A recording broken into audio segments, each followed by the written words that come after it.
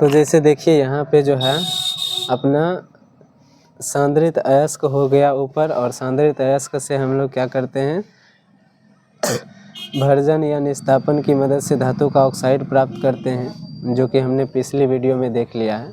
अब जो है धातु के ऑक्साइड का अवकरण कराया जाता है एल्युमिनियम या कार्बन की मदद से, और धातु प्राप्त किया जाता है। जब धातु के ऑक्साइड का अवकरण एल्युमिनियम की मदद से कराकर धातु प्राप्त करते हैं तो उसे एल्युमिनियोथर्मिक विधि कहते हैं। और जब धातु ऑक्साइड का अवकरण कार्बन की मदद से कराकर धातु प्राप्त करते हैं तो उसे प्रगलन या स्मेल्टिंग कहते हैं।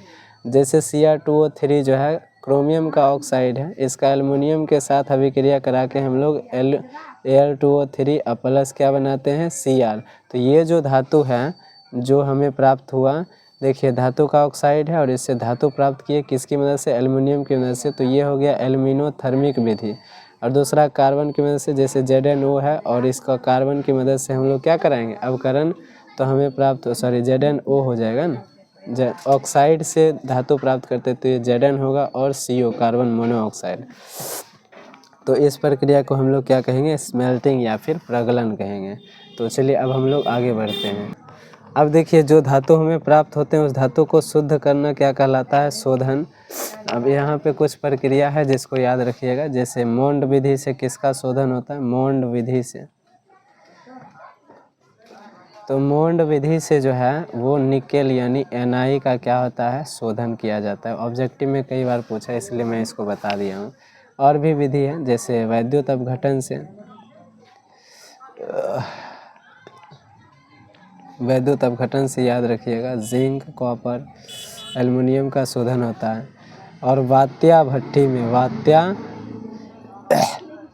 वात्या भट्टी से किसका होता है, तो Fe लोहा का क्या होता है शोधन, वात्या भट्टी से होता है। वैद्युत अपघटन से जिंक, कॉपर और एल्युमिनियम से होता है, और मोंड विधि से निकेल का। तीनों ऑब्जेक्टिव में पूछा जाता है बार बार, इसलिए मैंने आपको बता दिया। अब हम लोग एक एक करके इंडिविजुअली तरीके से देखेंगे कि कुछ धातु जो है, जैसे लोहा हो गया Fe, इसका निष्कर्षण कैसे होता है, एल्युमिनियम का कैसे होता है। 4 चीज़ों का आपको पढ़ना है, Fe, Al, Cu और Zn। और ये चारों जो है काफ़ी इम्पोर्टेंट हैं, इन्हीं में से पूछा जाता है।